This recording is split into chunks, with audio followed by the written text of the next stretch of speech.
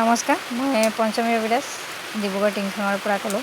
আৰু মই আজি পুৱাতে এটা ভিডিঅ' এটা পালোঁ, য'ত মাজুলীৰ অবৈধ সুৰা ব্যৱসায়ী সৰু সুৰা ব্যৱসায়ীবিলাক যিবিলাক ঘৰত নি বিক্ৰী কৰে আৰু সেইবিলাকৰ বিষয়ে লৈ পালোঁ। তো তাতে পুলিচ প্ৰশাসনে উচ্ছেদ অভিযান আৰম্ভ কৰিছে বুলি ক'ব লাগিব, যাতে ঘৰে ঘৰে সোমায়। তো মই ভাবোঁ, মোৰ নিজৰ ভাৱৰ কথাটো কৈছোঁ আপোনালোকৰ আগত, যে আমি সেই সৰু সুৰা কিছু ব্যৱসায়ীয়ে ঘৰত নি লুকাই মনে মনে বিক্ৰী কৰে, সেইটো অবৈধ বাৰু মানি লৈছোঁ। সেইটো অবৈধভাৱে তেওঁলোকৰ ওচৰত কোনো কাগজ পত্ৰ নথকাকৈ তেওঁলোকে অকণমান কিবা এটা ইনকম কৰিবৰ কাৰণে, উপাৰ্জন কৰিবৰ কাৰণে সুৰা য'ত বিপণীৰ পৰা নি মেলি 10-12টাকৈ ৰাখি বিক্ৰী কৰে, তেওঁলোকৰ ঘৰে ঘৰে গৈ চোৱা হৈছে আৰু তেওঁলোকৰ ঘৰত সেইবিলাক ৰাখিছে, কিবা কিবি এইবিলাক হেৰি কৰি মেলি তেওঁলোকৰ পৰা সেই ব্যৱসায়টো সৰু অকণমানি ব্যৱসায় বুলি ক'ব লাগিব, য'ত 2-4 টকা তেওঁলোকৰ কেতিয়াবা ইনকম হয়, কেতিয়াবা নহয়। আৰু কেতিয়াবা যদি এনেকৈ পুলিচে পায়, তেতিয়াহ'লে তেওঁলোকৰতো ক'বই নালাগে, য'ত 5,000 ইনকম হ'ব ত'ত তেওঁলোকৰ 10,000 টকা ভৰিব লাগে।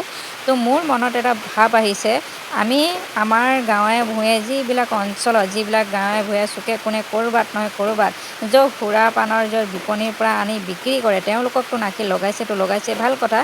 তো তেওঁলোকে অবৈধভাৱে কাম কৰিছে। তো মই বৈধভাৱে কাম কৰি থকা ব্যক্তিসকলক ক'ব বিচাৰোঁ, যিসকলে লাখ লাখ টকাৰ সুৰা বিপণী খুলি লৈ তেওঁলোকে বিক্ৰী কৰি আছে, তেওঁলোকক নাকি লগাব পৰা নাযায় নেকি? তেওঁলোকক একেবাৰে উচ্ছেদ কৰিব পৰা নাযায় নেকি? তেওঁলোকক একেবাৰে শেষ কৰি দিব পৰা নাযায় নেকি? তেওঁলোকে যে মানুহে বৈধ বুলি কয়, আৰু যিসকলে তাৰ পৰা 2-4টা নি গাঁৱে ভূঞে ক'ৰবাত বিক্ৰী কৰে, তেওঁলোকক অবৈধ বুলি কয়। তো আপোনালোকৰ মানেকত কোনটো বৈধ আৰু কোনটো অবৈধ? তো মোৰ মানেকত চাবলৈ গ'লে, যদি বিপণীখনেই নাইকিয়া হৈ যায়, তেতিয়াহ'লে নিশ্চয় সেই বিপণীৰ পৰা নি মেলি কোনোবাই গাঁৱে ভূঞে চুকে কোণে কোনো বিক্ৰী কৰিব নোৱাৰিব, বা তাৰ পৰা 2-4 টকা ইনকমো কৰিব নোৱাৰিব। আৰু সেই বিপণীবিলাক নাথাকিলে আমাৰ গোটেই গাঁৱে ভূঞে সমাজখনেই ক'বলৈ গ'লে সজাগ হ'ব, সচেতন হ'ব। আৰু সেই বস্তুটো নাইকিয়া হৈ যোৱাৰ লগে লগে সেই বস্তুটোৰ প্ৰতি যি আসক্তি, যি ক'বলৈ গ'লে নিচা, যি মনৰ ভাৱ এটা, যি এটা ভুল এটা কথা থাকে যে অকণমান খাই দিলেই ভাল লাগে, অকণমান নাখালেই বেয়া লাগে, এনেকুৱা কিছু মানুহৰ পৰা শুনিব পোৱা যায় কথা।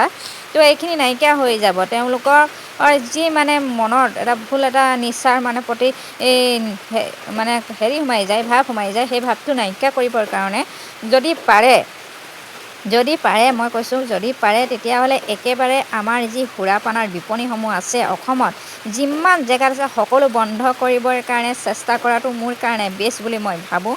কাৰণ আপুনি মই যদি লুকাই চুৰ কৰি ঘৰত গাঁৱত ক'ৰবাত আনি বিক্ৰী কৰোঁ হয়, তেতিয়াহ'লে আমাৰ যদি অবৈধ হয়, তো তেওঁলোকৰ কোনটো ফালৰ পৰা চাবলৈ গ'লে বৈধ হ'ব আপোনালোকে চিন্তা কৰকচোন। তো তেওঁলোকক সেই কামখিনি কৰিবৰ কাৰণে চৰকাৰে অনুমতি দিয়ে, আৰু তাৰ কাৰণে চৰকাৰে সেই বিপণীসমূহৰ পৰা কিছু টেক্স পায়, কিছু নকওঁ আৰু বেছিকৈ ক'লে নিশ্চয় বেয়া হ'ব। তো মোৰ মনৰ ভাৱটো মই প্ৰকাশ কৰিছোঁ, যদি আমি বিপণীখনেই নাইকিয়া কৰি দিওঁ, নিশ্চয় তাৰ পৰা আনি কোনো ব্যক্তিয়ে বিক্ৰী কৰিব নোৱাৰিব, আৰু বেছি আমাৰ নতুন প্ৰজন্মই এই নিচা বোলা বস্তুটোত সোমাব নোৱাৰিব।